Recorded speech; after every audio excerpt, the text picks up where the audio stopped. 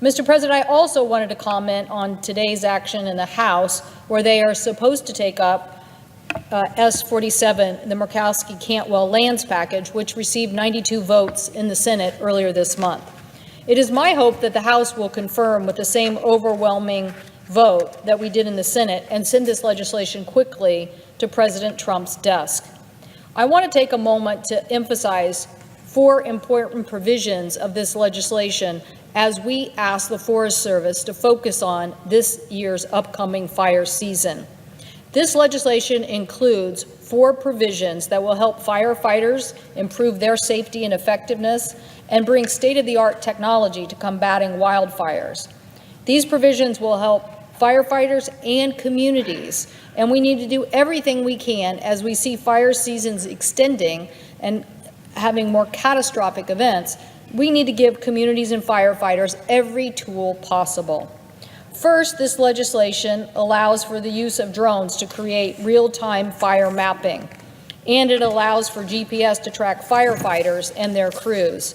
These advances will help enable real-time tracking and location of both the fire and the firefighters.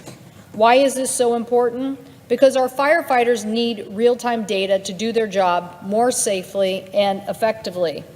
The combination of real-time mapping and GPS locators has been referred to by firefighters as, quote, the holy grail of wildland firefighting safety.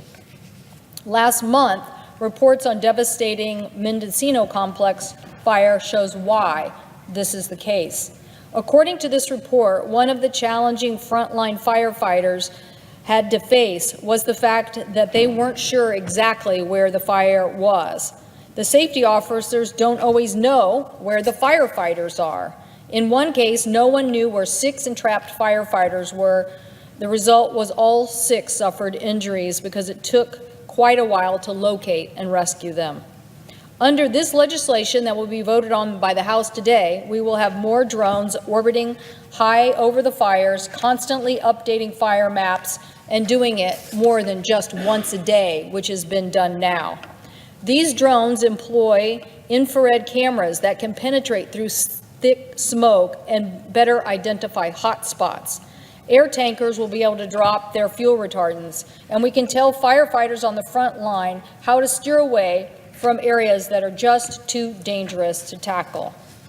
When I heard the stories of brave firefighters that battled the fire in complexes and have challenged us in many parts of my state, I knew that we needed to do more to protect these unbelievable heroes.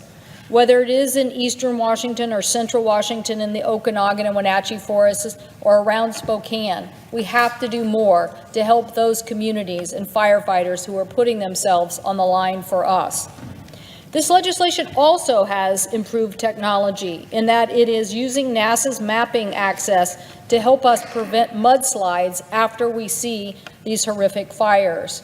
We all know that erosion can happen shortly after the devastation of vegetation and put more damage into a community.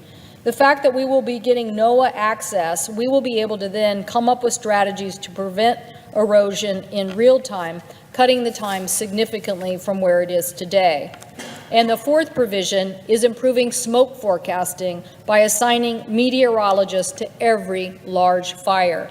Now, I know some people are thinking that probably was already done. Believe me, we haven't given the Forest Service every tool that it needs. Over the last few summers in Puget Sound, we have suffered as regional wildland fires have blanketed our normally pristine air with clouds and smoke.